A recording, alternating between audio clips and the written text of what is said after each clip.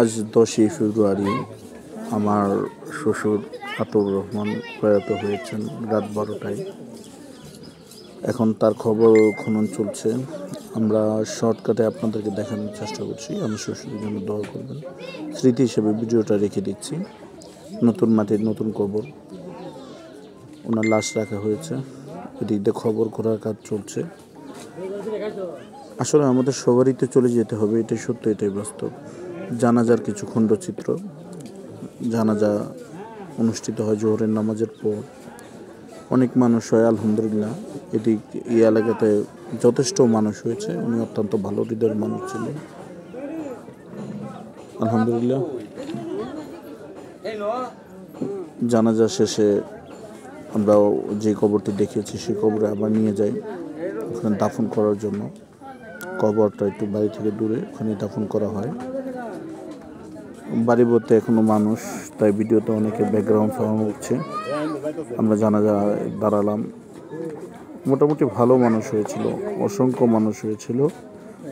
প্রায় 300-400 প্লাস বেশি মানুষ হবে। আমি অনুমানে বলছি, কম বেশি হতে পারে, আমার ধারণা কম বেশি হতে পারে। আমার ধারণা কম বেশি হতে পারে। আমাদের সৌদি হাশিম স্যার কথা বলেছেন। জানাজা পড়িয়েছেন আমার ছোট শালা ইমন, সদ্য হাফেজ হয়েছে। এই কয়েকদিন আগে পাগড়ি নিয়েছে সে। জানাজা শেষে সবাই চলে যাচ্ছে কবরস্থানের দিকে, লাশ নিয়ে যাচ্ছে। অনেক মানুষ হয়েছিল, অনেক মানুষ। তো সবাই একে একে চলে যাচ্ছে। যাই হোক, আমরাও পিছনে পিছনে গেলাম। কবরটা মোটামুটি হাফ কিলো কাছাকাছি, হাফ কিলো বা 400 মিটার হবে আর কি। 500 মিটার তো হাফ কিলো। যাই হোক, সবাই এগোচ্ছিলাম, অনেক মানুষ, তাই যেতে একটু সময় লাগবে বুঝলাম। তাই ভিডিওটা আবার পুশ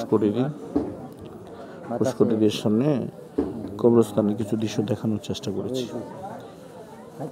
ধন্যবাদ সবাই। ওনার জন্য দোয়া করবেন। উনি অত্যন্ত ভালো হৃদয়ের মানুষ ছিলেন, ভালো মানুষ ছিলেন।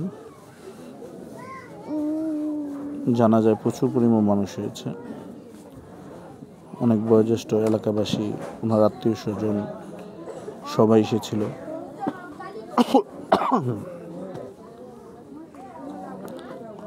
সারা রাত জাগ্রত।